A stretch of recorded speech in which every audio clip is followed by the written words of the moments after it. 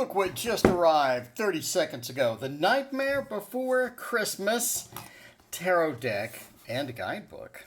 You can't just have a tarot deck, you must have a guidebook as well. Let's open it up.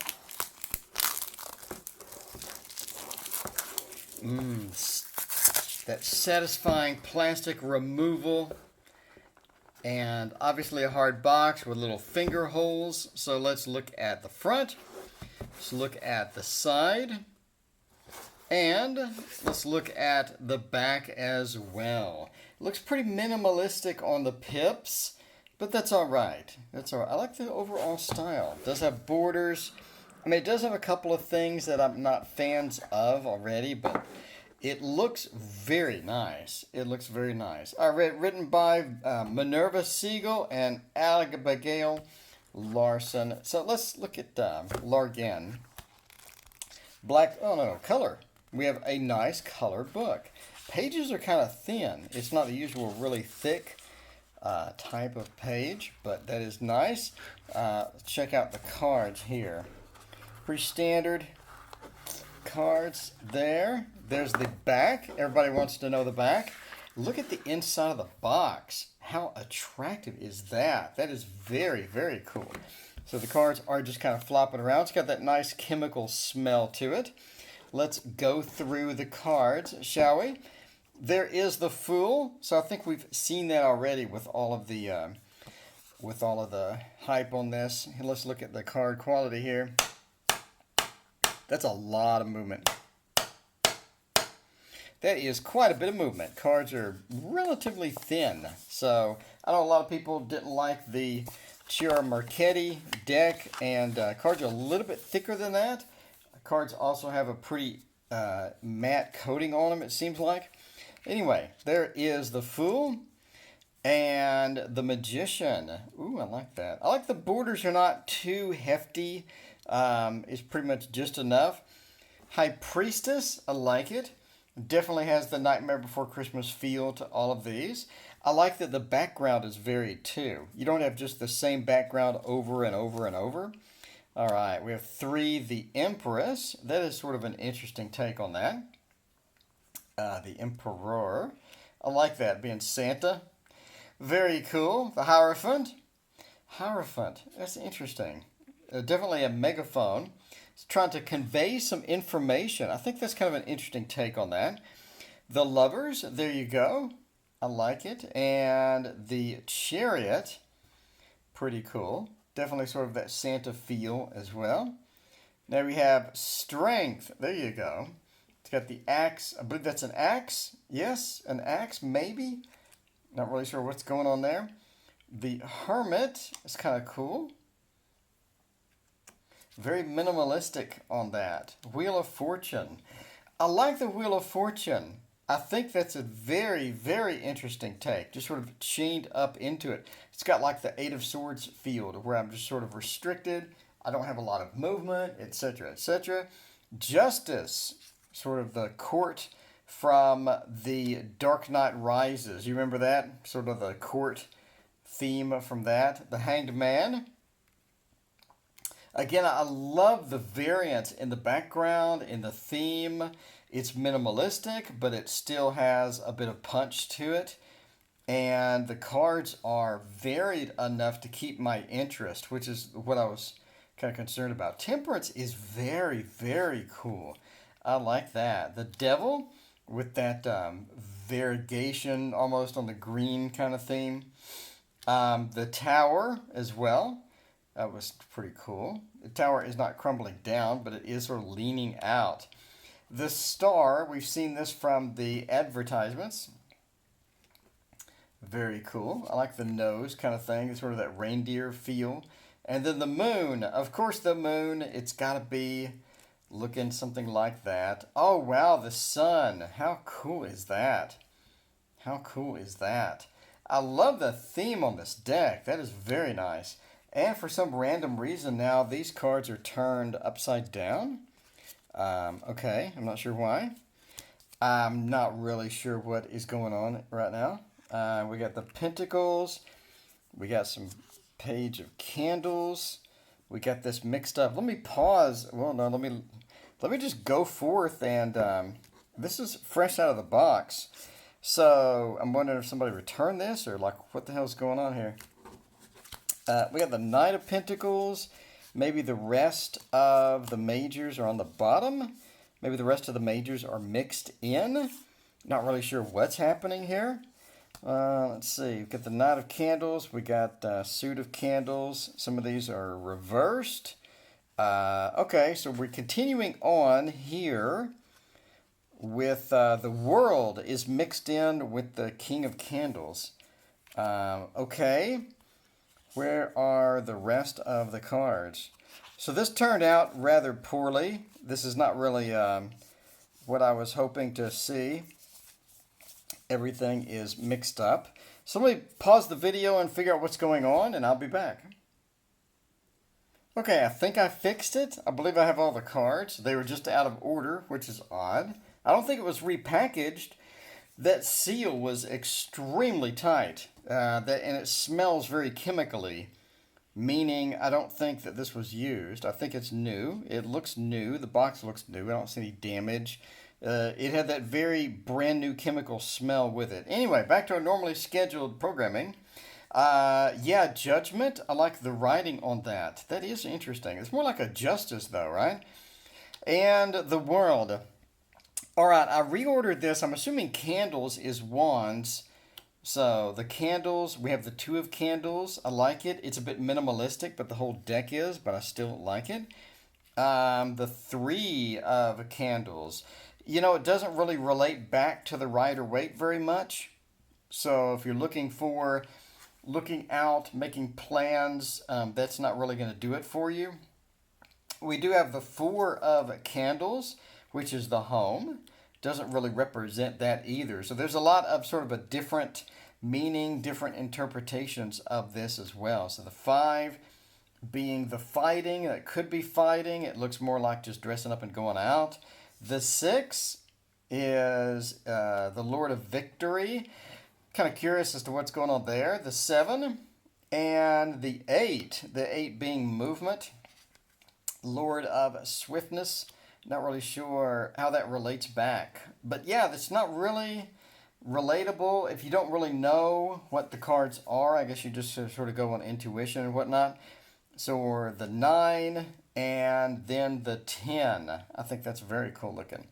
The 10. Again, I love the varied backgrounds on these and the varied themes that are sort of picked up.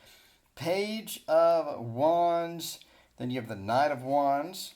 And the Queen and the King. That's what's interesting. What's going on with this? The Queen is just sort of a thin cat, and then the King. I mean, it almost seems like they could have done more with the intellectual property that they paid for. The Nightmare Before Christmas had so many good scenes and whatnot, so I'm interested in getting the book and going through it and finding out. So I'm assuming the Needles is the Swords. Again, this is just making a guess. The Two of Swords.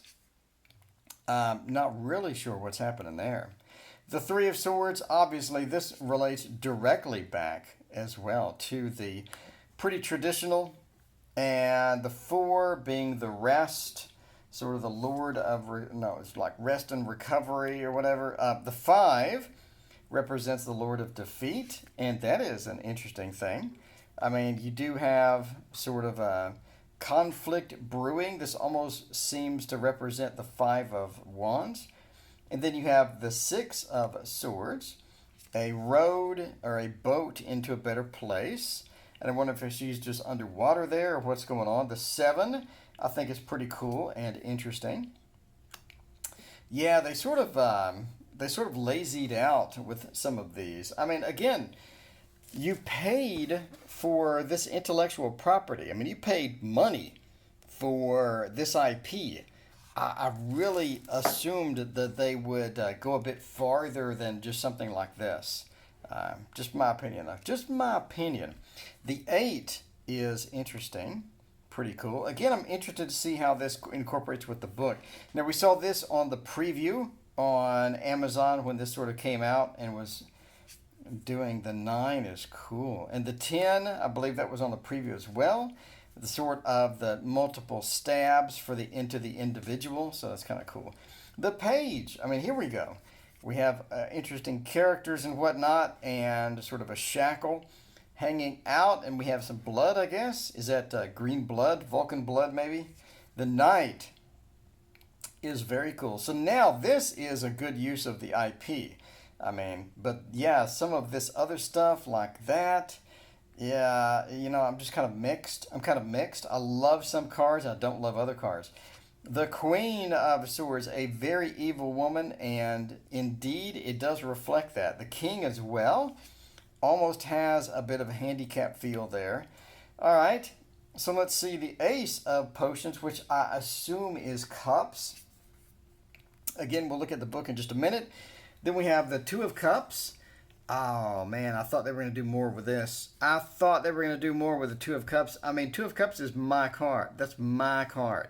That has so many uses, so many good feelings and good things about it. I thought they would do a lot more with it. The Three of Cups has that friendship feel, has that good feel to it.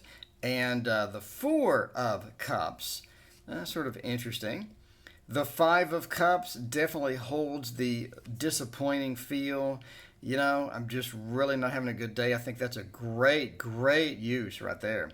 Now, the Six of Cups with the sharing and all of that doesn't really map out to the Rider-Waite. The Seven, though, does a little bit. You have different potions with different things coming out. I think that's a fantastic interpretation of the Seven of Cups. They hit a home run on this card.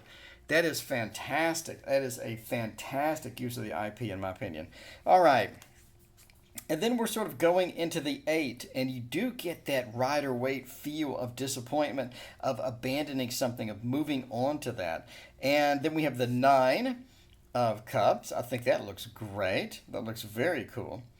And the 10. So the 10 with big successes. I think that looks good. It does have that rainbow feel to it. The usual rainbow feel that you have with the 10 of Cups. I think they did pretty good with that. That looks great. The page. Now there you go. See, home runs on these courts. On the courts and the majors. Really, really nice. And then the Queen as well. Ooh, the Queen looks mysterious. The Queen looks very cool. The King of Potions as well. I like that, that sort of mischievous look on their face. And then the Ace of Presents. What a fantastic card. I'm assuming this is Pentacles, Presents, Gifts, Pentacles. I mean, stick with me here. We're going for it. I'm trying my best. I'm trying my best on it. And then we have the Two of Pentacles with the choices. Ooh, I like that. That does have a choices feel to it. I think they did well with it. And then we have the Three of Pentacles with the work, getting work done. I like it. Still has the presence feel, but it does have that we're currently working on something. Now the Four of Pentacles as well has the greedy feel, doesn't it? Like the mice are just like, this is mine. I'm not going to share it any. They sort of have that low face down there. And then we have the Five of Pentacles. That poorness, I'm not really sure that represents that, but that's okay. The Six of Pentacles, I like it. It's that giving. This is the giving card where you're handing out things and you're giving things away. I think this really does keep that feel along with the still representing the theme of the movie. The Seven is also very cool. I like that. The Seven, we planted it and we're waiting for it to grow. And then we have the 8. I think that looks good. And then the 9. The 9. And then, of course, the 10. We have everything. That's beautiful. I love the tree feel to that. Oh, wow. That looks great. The Page of Pentacles. I really wish they didn't just sort of skimp out on some of the minors. But that fixes it. That fixes it. I like it. We have the Page and then the Knight. Yeah, see, these characters, this is where it's at. This is a fantastic use. Court cards, absolute home run. Some of the minors, not like, I mean, I'm not so much. Not so much. You know what I mean? It feels like they could have done more with it, but that's okay. I mean, it's not my deck. So, just my opinion. So let's take a look at the book. Obviously, we're on my channel, so we're going to take a thorough dive into the book. If you don't want to see it, you can just sort of stop watching. A lot of people don't like the book. They just want to see the cards. But that's what a flip through's for, and that's coming. We got the Understanding Your Tarot, the Major Arcana. So I like that. And the minor, and then tarot readings. Caring for your deck, preparing, and the spread. So we do have a couple of spreads in here. All right, introduction. Ready for Halloween Town. I like it. Understanding Your Tarot deck. Very cool. They chronologically tell the story of the Fool. Yes, we know that. All right. The rest of the tarot cards in there. You can pause this and sort of read through this associated stuff.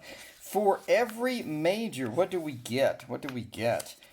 We get very little text. Reversed, upright, the High Priestess, Sally's perceptive and observant nature perfectly captures the energy of High Priestess cards. So these represent characters from the movie, which is fantastic. I love that. I love that we are there. Speaking of the lovers, here is the lovers as well. So, Jack and Sally, they are meant to be. They are indeed the lovers. That's very nice. All right. Strength card is the behemoth, who is often seen using his great strength to help out the town. So, I mean, if you're big into the movie, like you're just addicted to the movie, this is going to be a cinch for you. You're going to recognize all your characters and all of that. All right, so for the minors, we just have the upright and reversed. So it's just sort of a direct. Obviously, there's no characters within these, which I would have liked to see, but I mean, okay. But there you go. So again, here is the. Here are a couple of courts. The Ultimate Provider. And let's see, is this a character from that? Maybe not. I don't know. The Queen of Presence is a caretaker. The Queen of Presence says blah, blah, blah. Okay. So here again, a little bit of text for the minors. And let's sort of skip to the spreads here and see how they're going. All right. Caring for your tarot deck. Don't put it underwater. Preparing to read tarot.